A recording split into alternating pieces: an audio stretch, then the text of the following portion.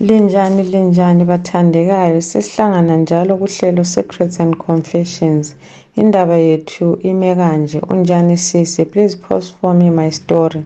Sazalwa siyi-2 girls, mina losisi wami omdala kulami.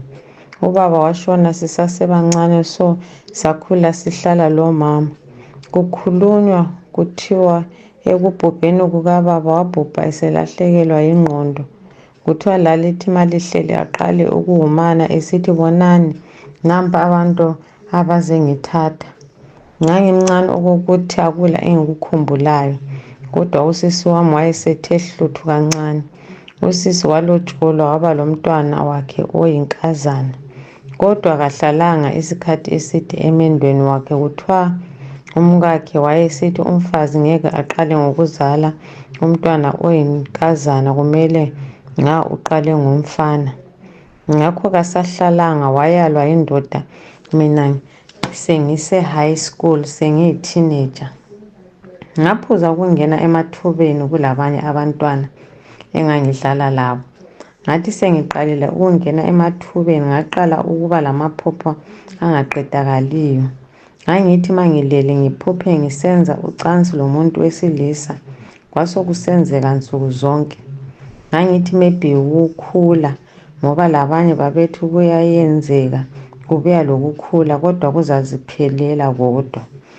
Into leyi yayenzakala isikhathi eside, ngaze ngatshela umama waphatheka kubi, wangibuza ukuthi kungani ngangingamtsheli kuqala ukwenzeka.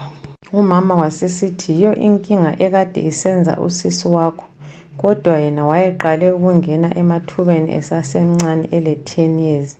Kusitsho ukuthi kwamqala esase-primary school. Kuthiwa okwakhe kwakutraumatizer ngoba wayebona elala lobaba wethu. Kuthiwa laye usisi kwayenzakala isikhathi eside esesaba ukukhuluma, lokuthi uyabe ephupha bani kwakunzima ukuthi aqambe ubaba. Wacina sekhuluma sebona kungapheli, kuhlala kusenzakala. Umama uthi emtshela kakuthathanga serious laye, esithi ngumntwana wazini ngezocansi. Kuthiwa usisi wafika ekulotsholweni, lokhu kuyinto emhluphayo eyenzakala everyday. Wayehlala ezibuza ukuthi kuzaphela nini. Wathi seyalwe yindoda usisi, yikho umama aqala ukulandelela indaba leyi, ngoba usisi wayesemtshela futhi indaba yakhona. Umama wabuza usisi ukuthi ngubaba yedwa omphupha lisenza ucansi olabanye. Usisi wathi kwezinye isikhathi kusuka kungama ex-boyfriend wakhe. Kuthiwa akujampisi lelanga, kwenzakala nsuku zonke. Saqala lathi ukuhamba ematshetshi, kodwa babesiprofitha besithi silamadoda, kodwa siyafeba. Kungani sisenza njalo? Sonke samangala sabhekana ukuthi kanti sokukhulunywa ngani. Umprofitha loyo nguye umuntu wokuqala ukusisiza. Esekhulume lokho kasaqhubekelanga phambili, wathi silungisise ubuntu bethu. Asisabuyelanga kuye, saqala ukudinga abanye. Sathi sesithole kwenye indawo okukhule kwayo, sathi ngcono sizame khona. Sesiphandle lapha kugcwele ama-fake prophet wodwa. Umuntu wokuprofitha umntakasisi esithi umntwana lo wake wagulela ukufa. Okwangaphi sisi? Kazange vele wake wagulela ukufa lo. Akula owamphendulayo. Eqeda ukuhumana sesithi ufuna $50 loba yini sure. Ukuprofithwa amanga aqedwe kuthiwa ubhadala imali. Akwenzi lokho, asange sayibhadala ngitsho.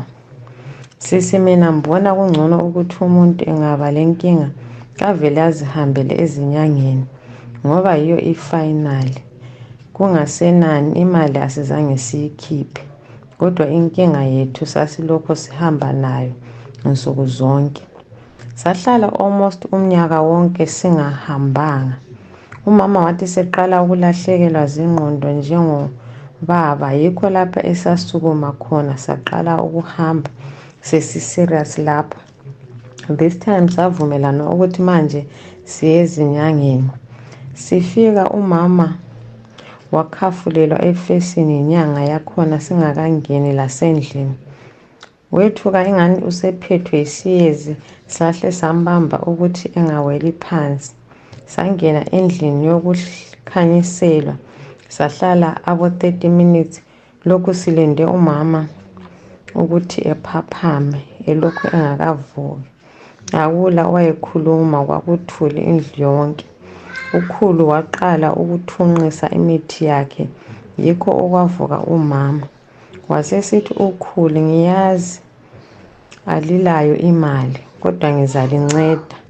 Wathunqisa omunye umuthi lapho endlini, yikho lapho engaqala ukwenza ingani ngiphupha ngibona umalume ubhudi kamama ukuthwala kwakhe konke akwenza eMalawi lokuzokhulumela amabizo wethu mina losisi, izibopho lezifungo zakhe, ekhuluma esithi ngizabasebenzisa kodwa ma ngibasebenzisa mele babone ubaba wabo, egqizelela ukuthi izipho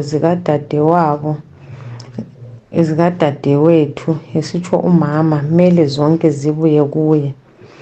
Lobaba wethu futhi sonke sizakufa okungacaciyo singela lutho. Ivision leyo sizaphela yikho engabona khona intuthu phambi kwami, kwasekucima. Lapho ngibona lawo ma-visions ngingathi ngiyaphupha. Umama losisi wami babebona same visions. Intuthu leyana siphelile, yikho ukhulu aqala khona ukusibuza ukuthi sibonile phela konke. Yiso isiboko sakhe. Wasesithi inkinga yenu ngiyibonele lingakafiki lalapha, kodwa ukuphela kohlupho lwenu yikuthi uma liqala adlule emhlabeni, ngoba kungenjalo ukuphila kwakhe yikho kuqhubekela phambili kohlupho lwenu. Umama wathi yenza kwenzeke khulu kusilungele labantwana bami. Wakhipha ingqamu ebotshwe ngelembu elibomvu, wathi lonke sukumani lizoyibamba. Kwathiwa hlabani emanzini okwakulezinto engani ngamatshe kodwa okusoft njengesinkwa, okokuthi ingqamu yayihlaba iphumela ngale. Wathi eqeda wathi hambani, okwenu sokulungile, kodwa lingikhumbule, lingangikhohlwa kusasa. Inyanga isiyaphela sezwa kuthiwa umalume watholakala efile endlini yakhe yokulala. Ama-doctors athi ube stroke, yiyo cause of death. Siqeda kungcwaba usisi wafonelwa yindoda eyaMalawi ixolisa ithi iyamfuna back lomntwana wayo, akakwazi ukuthi wayengenwe yini. Usisi kayalanga wavela wabuyela endodeni yakhe. Sengilomnyaka ngilotsholiwe ukukhitshelwa inkomo, kodwa umama nguye owadla imali yonke ngoba lemuli yakobaba yonke siyadlula emhlabeni. Ukhulu loyana samthengela imbuzi ezintathu, kodwa ngifisa ukumthengela inkomo. Ngingatshela indoda yami yonke indaba. Thumelani indaba yami eDialysis. Manje angazi njoba ngake ngancedwa zinyanga ukuthi kuyayenza ngihambe emachechi yini, kodwa mangicabanga abaprofiti bamanga ngivele ngizonde khona ukuya echurch. Cela lingiphosele ku-prayer request group, makusenza mhlawumbe ngingathola uncedo kancane kancane.